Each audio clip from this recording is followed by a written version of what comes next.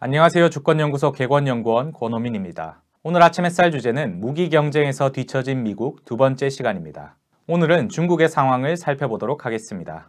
중국산 저가 제품에 익숙한 한국에서는 중국 무기를 깎아내리는 경향이 있습니다. 하지만 미국은 중국 무기를 상당히 경계합니다. 한미 전문가들의 분석을 보면 대체로 중국 무기는 미국 무기에 비해 기술력에서는 크게 뒤처지지는 않지만 실전에 투입할 수 있는 무기량에서는 압도적으로 많기 때문에 결국 전쟁을 하면 중국이 유리하다고 합니다. 2022년 11월 미 국방부의 2022년 중국 군사력 보고서에 따르면 중국 해군은 전함수에서 2020년쯤 미 해군을 앞질렀다고 합니다. 미군은 자국 전함의 기술 수준이 더 높다고 평가하지만 샘 탕그레디 미 해군 전쟁대학 교수는 중국이 미국에 거의 버금가는 군사 기술력을 가졌고 인공지능의 군사적 응용에서 선두주자라고 평가했습니다. 또한 육전과 해전은 다르다라며 해전은 수적으로 우세한 쪽이 절대적으로 유리하다고 주장했습니다. 앤드루 에릭슨 미 해군 전쟁대학 교수도 2021년 내놓은 분석 보고서에서 중국군은 자국 조선업에서 공급받는 물량에 더해 점점 더 정교하고 성능 좋은 전투함을 건조하고 있다라며 최신형 구축함 기술 등은 이미 미국이 무시할 수 없는 수준에 도달했다고 평가했습니다. 이성훈 국가안보전략연구원 책임연구위원은 2022년 자신의 글에서 대만 전쟁 발발 시 미국과 중국이 투입할 수 있는 전력을 비교하면 다음과 같이 양에서 중국이 월등히 앞선다고 분석했습니다. 또 공중 우세 능력과 미사일 부분에서 중국이 상대적으로 우세하며 우주전 능력은 대등하다고 보았습니다.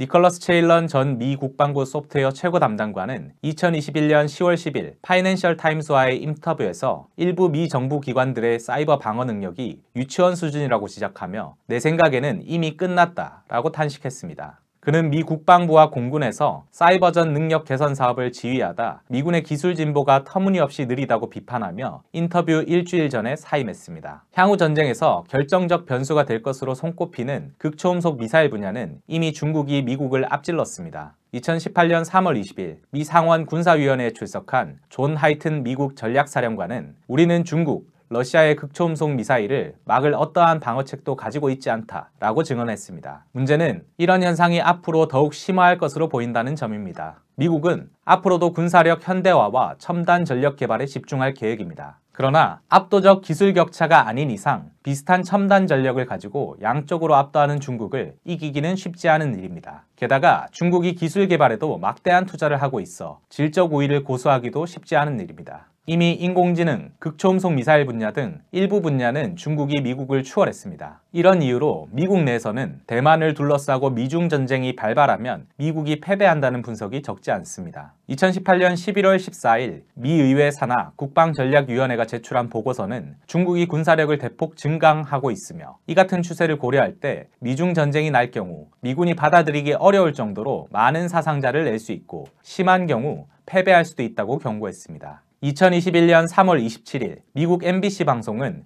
미국 랜드 연구소에서 국방부 모의 전쟁을 지원하는 데이비드 오크맨액 선임연구원을 인터뷰해 중국이 대만 해협에서 군사행동을 나서는 것을 가정한 워게임에서 미국이 자주 패배했다고 보도했습니다. 오크맨액 선임연구원은 대만 공군은 몇 분 만에 전멸하고 태평양 지역의 미국 공군 기지들이 공격받으며 미국의 전함과 전투기는 중국의 장거리 미사일에 의해 저지된다라며 미국이 총력으로 대응해도 방어에 실패하는 경우가 있다고 했습니다. 2023년 2월 27일 로스 베비지 미 전략예산센터 개관 선임연구원은 대만 전쟁이 발발하면 미국이 불리하다라며 미국은 중국과 전쟁에 휘말리는 것을 피하는 게 좋다 라고 주장했습니다. 그러면서 미국의 약점을 보완하고 억지력을 구축하는 데는 시간이 걸린다. 그때까지 미국은 도발을 피하고 중국과 대화를 이어가는 것이 중요하다 라고 했습니다. 전쟁의 승패를 가르는 중요한 요소 가운데 하나는 무기 재고량과 무기 생산량입니다. 아무리 첨단 무기가 많다고 해도 무기 양이 적으면 전쟁이 진행될수록 점점 밀리게 됩니다. 그 대표적인 사례가 태평양 전쟁입니다. 일제는 진주만을 습격할 때만 해도 미국보다 더 우수한 무기를 많이 가지고 있었습니다. 또 전쟁 초기 일제와 미국은 항공모함을 모두 8척씩 가지고 있었습니다. 그러나 전쟁 기간 일제는 항공모함 등가물을 18척 건조한 반면 미국은 144척을 건조했습니다. 결국 후반부로 가면서 일제는 미국에 밀려 패망했습니다.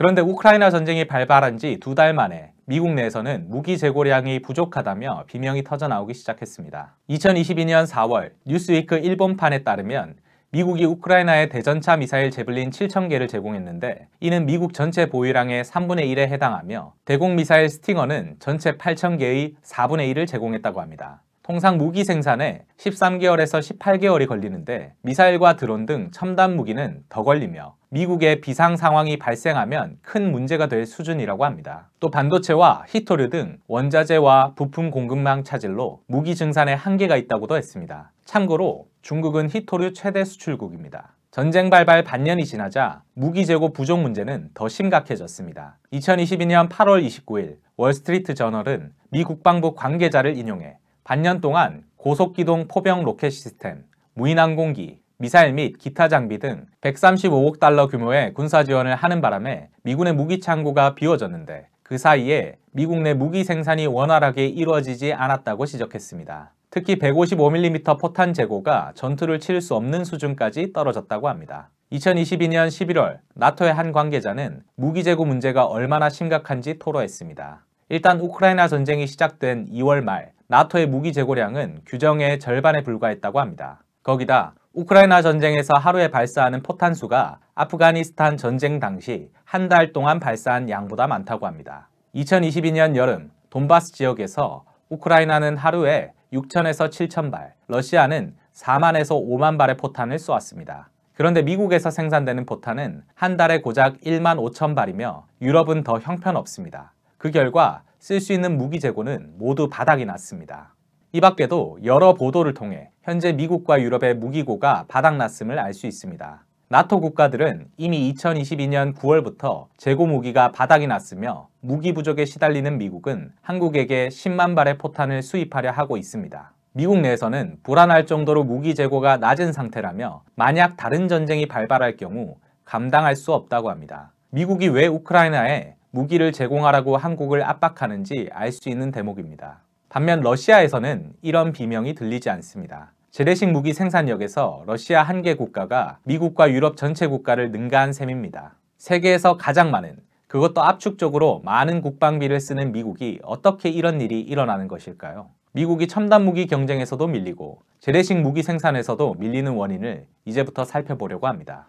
2002년 미국의 부시 정부가 탄도탄 요격 미사일 제한 조약을 일방적으로 깨버리고 미사일 방어 체계를 개발하겠다고 선언하면서 북미 중러 사이에 무기 경쟁이 시작되었습니다. 이는 마치 1983년 레이건 정부가 전략 방위 구상, 이른바 스타워즈 계획을 발표하면서 미소 간 군비 경쟁이 시작된 것과 비슷합니다. 둘 다 적국의 미사일을 요격하겠다고 하는 계획이었으니 거의 판박이 상황이라고 볼 수 있습니다. 스타워즈 계획은 오늘날 현실성 없는 사기 행각에 가까운 것으로 평가하지만 결과적으로 소련 붕괴를 촉발한 주요 요인 가운데 하나가 되었습니다. 미국이 의도했는지는 알 수 없지만 어쨌든 미국의 승리로 끝난 셈입니다. 하지만 2002년 시작된 무기 경쟁은 미국이 패배하는 분위기입니다. 그 원인을 몇 가지로 정리해 볼 수 있습니다. 첫째로 미국에 만연한 관료주의를 꼽을 수 있습니다. 미 국방부 관료들은 첨단 무기를 개발한다고 고생하고 실패하면 욕먹을 바에는 최대한 일하지 말자라는 생각에 빠져 있습니다. 존 하이튼 미 합동참모본부 부의장은 중국이 새로운 군사우주 기술을 계속 내놓는 동안 관료주의적 관성과 실패에 대한 두려움이 미 국방부 혁신을 좌절시키고 있다라며 국방부를 비난했습니다. 미 공군 및 우주군의 첫 최고 설계 책임자를 맡았던 프레스톤 던랩은 2022년 4월 19일 자신의 SNS에 국방부는 구조적 변화가 필요하다. 미국은 잠재적인 적에게 기술 우위를 잃을 수 있다. 라며 사직서를 올렸습니다. 그는 부임 첫날 예산이나 권한은 물론 사람이나 비전도 없다는 걸 알았다. 라며 국방부를 세계 최대 관료 집단이라고 불렀습니다. 던랩 이전에 미 공군 첫 최고 보안 책임자이자 국방부 소프트웨어 최고 담당관인 니컬러스 체일런도 2021년 10월 국방부의 관료주의와 과도한 규제가 절실한 변화를 가로막고 있다라며 사임했고 최고 자료 책임자 데이비드 스파이크도 2022년 4월 초 비슷한 이유로 사임했습니다. 미 국방부의 관료주의 문제는 오래전부터 지적되던 사항입니다. 2001년 9월 10일 도널드 럼즈펠드 당시 미 국방부 장관은 국방부 연설에서 미국의 안보를 위협하는 적은 소련이나 불량 국가의 독재자가 아니라 펜타곤 내부에 자리 잡은 관료주의라면서 관료주의와의 전쟁을 선포했습니다. 그는 성공적인 기업은 혁신에 대해 보상하고 정보와 지식을 공유하는데 국방부는 1층과 2층 사이에도 정보 교류가 되지 않고 새로운 아이디어가 장관 책상까지 오는데 17단계나 거쳐야 한다라고 지적했습니다. 관료주의는 조직 이기주의도 나왔고 이는 부서별, 군종별 협력을 가로막기도 했습니다. 예를 들어 극초음속 미사일을 개발하는데 미 국방성 방위고등연구계획국이 3종류, 육군이 1종류, 해군이 1종류, 공군이 4종류를 개발하고 있습니다. 미의회 연구원은 2021년 7월 9일 발간한 연구보고서에서 극초음속 미사일 개발을 이처럼 복잡하고 중복되며 각 군 전력 구조에 따라 다르게 개발하는 문제에 관해 매우 부정적인 평가를 했습니다. 두 번째로 국익보다 기업의 이익을 우선하는 자본주의 체제의 문제가 있습니다. 미국은 첨단 무기 개발에 막대한 돈을 씁니다. 그런데 그 목적이 실제 첨단 무기를 개발해 적을 이기려는 게 아닙니다. 첨단 무기 개발이 군수업체에서 많은 이익을 보장하기 때문입니다. 또 고위관리, 장성들은 최첨단 기술을 적용한 무기를 개발하고 지휘해야 경력에 도움이 돼 진급도 빠르고 전역 후에도 군수업체에서 일할 수 있습니다. 역사 사회학자인 리처드 라크먼 뉴욕 주립대 올버니 교수는 이성적인 장교라면 개발 후 수십 년이 걸리는 하이테크 무기를 중심으로 경력을 쌓지 간헐적인 반란 진압에 군 경력을 쏟지 않는다라고 말했습니다. 개발에만 수십 년 걸리는 첨단 무기들은 돈 먹는 하마입니다. 그런데 개발에 실패해도 큰 문제가 안 됩니다. 개발을 시작한 사람은 이미 다른 부서나 업체로 가서 책임질 일이 없고 나중에 개발 책임자가 된 사람은 선임 탓을 하면 그만입니다. 이는 장기 개발 사업의 폐해입니다. 실제로 북중러가 개발한 첨단 무기들은 미국도 오래전부터 막대한 돈을 투자해 개발하던 것들입니다. 하지만 대부분 원하는 성과를 얻지 못하고 예산 문제를 핑계로 중단해버렸습니다. 예산이 없어 개발을 중단한 것으로 정리해버리니 책임 소재도 불분명합니다. 군수업체는 기업의 이익이 최고의 가치이기 때문에 돈이 되는 사업에 투자하기 마련입니다. 그런데 군수산업은 기업의 이익 측면에서 장단점이 있습니다. 일단 국방부 입찰에 성공하면 떼돈을 벌지만 실패하면 막대한 개발 비용을 날리게 됩니다. 한마디로 위험 부담이 큰 분야입니다. 심지어 M16, 카빈 소총으로 유명한 총기회사 콜트도 몇 차례 군납에 실패한 후 파산하고 체코 기업에 넘어갔습니다. 그래서 첨단 무기 개발이라는 모험에 뛰어들기보다는 기존 무기 성능 개량에 치중하게 됩니다. 예를 들어 북한을 압박하기 위해 틈만 나면 출격하고 4월 5일에도 출격했던 전략폭격기 B-52는 무려 1952년 처음 공개된 유물 수준의 무기입니다. 이걸 계속 개량해서 지금까지 쓰고 있는데 지금 사용하는 B-52H의 마지막 납품이 1962년이었으니 환갑이 넘은 비행기를 무슨 첨단 무기인 것처럼 포장해서 날리고 있는 셈입니다. 다른 무기들도 비슷한 처지입니다. 또 의외로 군수산업 규모가 작아 기업 이익이 많지 않은 문제도 있습니다. 민수품은 전 세계를 시장으로 삼지만 군수품은 자국 군대나 일부 국가에만 판매해야 합니다. 시장이 너무 좁은 것입니다. 게다가 첨단 무기로 갈수록 단가는 높지만 납품도 적게 합니다. 미국이 세계 최강이라고 자랑하는 전투기 F-22 랩터는 대당 가격이 무려 1억 5천만 달러나 하지만 총 200대도 납품하지 않았으니 총 매출액은 300억 달러에 불과합니다. 반면 F-22보다 10여 년 전에 개발된 여객기 보잉 777은 단가가 3억에서 4억 달러이며 1,500대 넘게 판매해 총 매출액은 4,500억에서 6천억 달러로 볼 수 있습니다. 이런 상황이다 보니 군수업체들도 군수 분야보다 민수 분야의 비중을 늘리고 있습니다. 기업이 국익을 신경 쓰지 않기에 돈이 안 되면 정부에 협력하지 않는 문제도 있습니다. 니컬러스 체일런 전 미 국방부 소프트웨어 최고 담당관은 2021년 10월 10일 파이낸셜 타임즈와의 인터뷰에서 중국의 정보통신 기업들은 정부에 협력하지만 미국 기업은 그렇지 않다며 구글이 인공지능 분야에서 미 국방부와 협조하기를 꺼리는 사례를 들었습니다. 셋째로 관료주의에 빠진 관료 집단과 자기 이익에 충실한 기업이 결탁한 군산복합체가 문제를 키웠습니다. 군, 국방부 관료, 군수업체, 의회, 로비스트가 한통속이 되어 이익을 공유하는 게 군산복합체입니다. 포브스지의 CEO 스티브 포브스는 잡지를 통해 일단 무기 개발 프로그램이 진행되면 개발된 무기의 성능이 얼마나 형편없는지와는 무관하게 이 프로그램을 중단하는 것은 거의 불가능합니다. 그 이유는 무엇일까? 모든 무기마다 이와 관련해 활동하는 이해관계자들이 있고 이들은 프로그램이 실제로 가치가 있는지 아닌지와는 상관없이 필사적으로 프로그램이 계속 진행될 수 있도록 사력을 다합니다.